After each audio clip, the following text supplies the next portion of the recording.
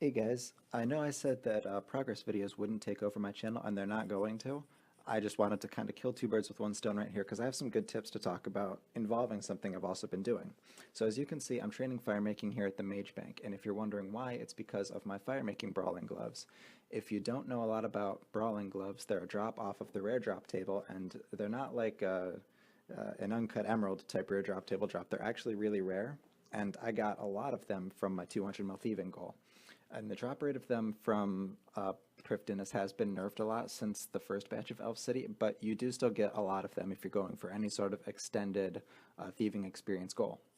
Now, how Brawling Gloves work is that if you train with them outside of the wilderness, you get a 1.5 times experience bonus, which is good. But if you train with them in the wilderness, you get a 4 times experience bonus, which is amazing. And an interesting mechanic about how Brawling Gloves work is that it's based off of the number of actions that you complete. It's not based off of the amount of experience you get, meaning you want to do the best stuff you can with them to get the most out of them.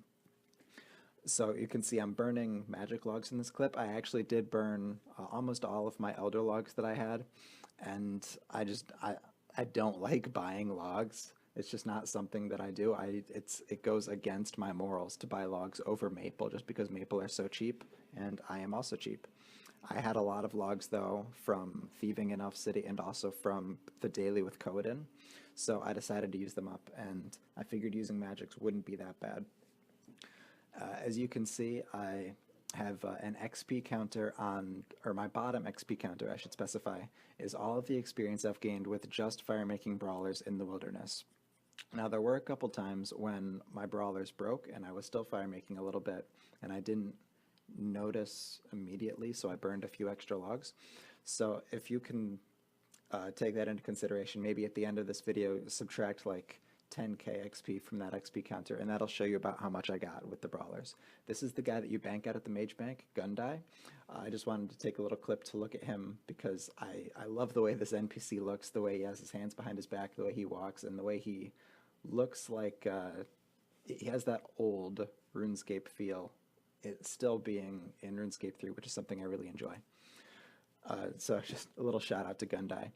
Um, Now, the reason I'm training at the Mage Bank is for multiple reasons. One is that it's out of the way, so you're not going to run into a whole lot of people. It's pretty safe there. And two is that, of course, there's the bank right there. And you also have the webs in the way, meaning if you're paying attention to your screen and someone is running up toward the Mage Bank, you have that extra little bit of reaction time to pull the lever before someone can farcast you and kill you. Other places I would recommend to train with brawling gloves, if you have them, would be either like right over the ledge by the Grand Exchange. And the only reason I would suggest that would be it's close to a bank still. And if you want to be flipping or working with GE offers or anything at the same time, then that'd be a great place to do it. The only thing is that if you're training there, obviously other people will see you and notice you, so you can't really AFK. I did AFK a lot here at the Mage Bank, probably more than I should have. I did die once, and I'm not like, it's the wilderness. So when you walk into the wilderness, you have to understand that it is a PvP location. Everyone needs to take that into consideration. There are risks, but if you do it the right way, you can't really die, I guess you should say. Just be safe about it, be careful about it, and know that it does happen. I took the risk, I went into the wilderness, and I wasn't paying full attention, and I died. So, it's my own personal mistake. But just look at these experience drops. I'm getting 1.2k for every single magic log. Fire making brawlers, I believe, last for 1,200 logs. I only had a little over 200 elder logs, so that's why I just moved down to my magic logs. At the end of this video, I have so far gone through, I want to say, 2 complete sets of brawlers, and I used 1 set of brawlers that was already down to 33%, and I knocked off 33% from another brawler.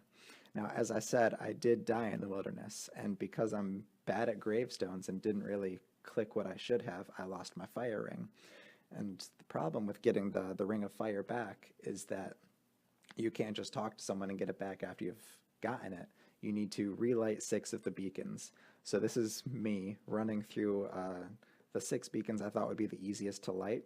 I don't know if I teleported the right way. Like, I don't know if me teleporting to Falador and running up to Ice Mountain there was better than if I just ran from Edgeville, but I don't know. I figured I had plenty of time anyway. I just used maple logs for it, and I got my Ring of Fire back. It wasn't too bad. I just kind of feel like an idiot for letting that happen. Kind of an upside, I guess, to me dying. Not really an upside, but I guess it could have been worse, was that I wasn't completely AFK when I got attacked. Well, I guess I was, but I looked back at my RuneScape screen before I actually died, and I was able to click on the lever, and the guy was using a threshold on me as I clicked the lever, so I died in the mage bank. So I got a gravestone, which was nice. I was able to pick up like what was it, like 20 logs or whatever. But anyway, here is my experience from before I actually started training fire making. I took this screenshot from my 200 mil thieving video. So this was kind of our starting point from my last progress video. And at the end of this video, you'll see where I am today. And I also took this screenshot from my 200 mil thieving video. These were all of the logs I had in the beginning. So I had a great chunk of logs. I've used a lot. I haven't burned any use yet, and I think I'm not going to use those with brawlers. I'll just burn those regular. A reason for that is that I want to get the most out of my brawlers I can, and I'm not really in any rush to use them, I guess. So I believe this is one of the last clips from my fire making. Again, it's very AFK out here. You probably won't get attacked. You won't run into a whole lot of people.